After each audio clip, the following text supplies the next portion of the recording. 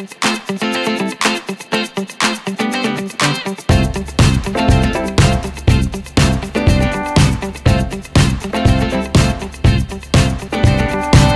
Adam didn't sin, would there have ever been a need for a sacred Torah, or would he have just gone into the world to come? Thanks a lot, Dave, for another wonderful question. Your question is about Adam and what would have happened had Adam not sinned.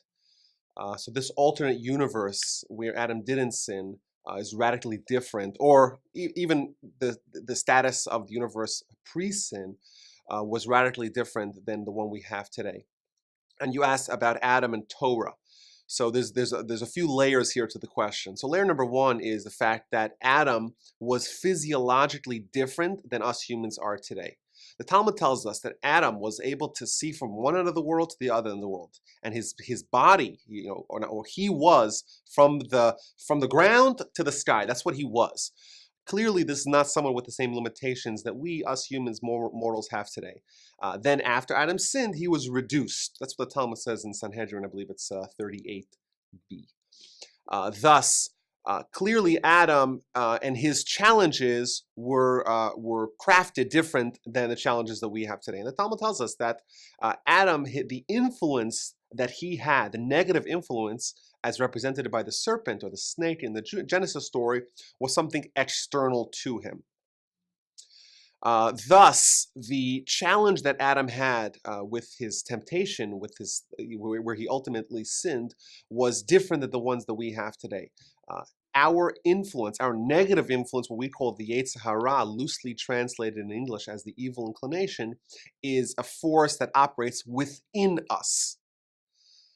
As opposed to Adam, there was a force that was external to him, or something outside of him. It wasn't coming from within. When we feel an urge to sin, we feel a drive and a passion to sin, we kind of feel like it comes from within us. And that is the reality of humans post the sin of Adam.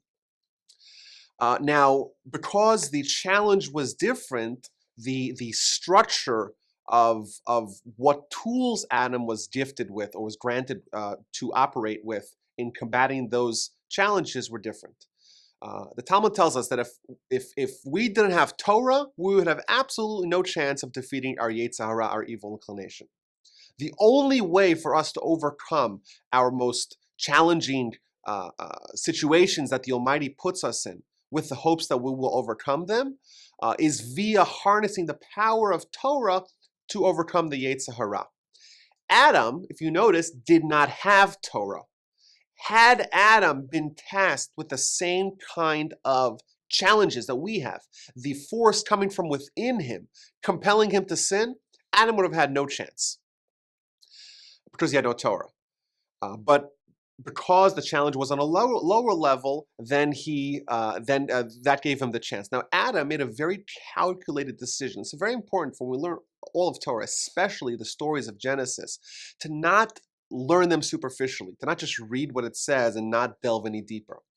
In Jewish philosophy, we say that Adam, as the collective entity that encompassed all of humanity today, made a very carefully calculated decision. Adam understood that had he been successful in his challenge, in his what we call the Nisayon, then the world would have reached its completion.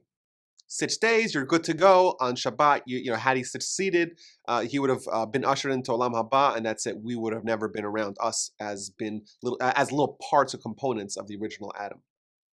Adam, deciding for all mankind, chose to have a deeper challenge, a more precarious challenge, where the free will is in an arena where the challenge comes from within. It's much more difficult, yet, on the other hand, you're compensated by having the Holy Torah help you, and that is the decision that he made for us, and thus the world shifted, where it wasn't just one man with one choice, a small level of free will choice without the aid of the Torah.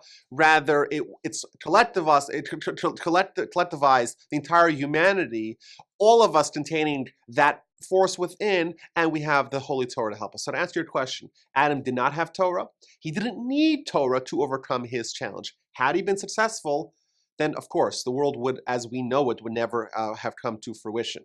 But it's important for us to not assume that it was a foolish mistake or a silly mistake. Rather, it was a carefully calculated decision to opt for the greater challenge that we have today.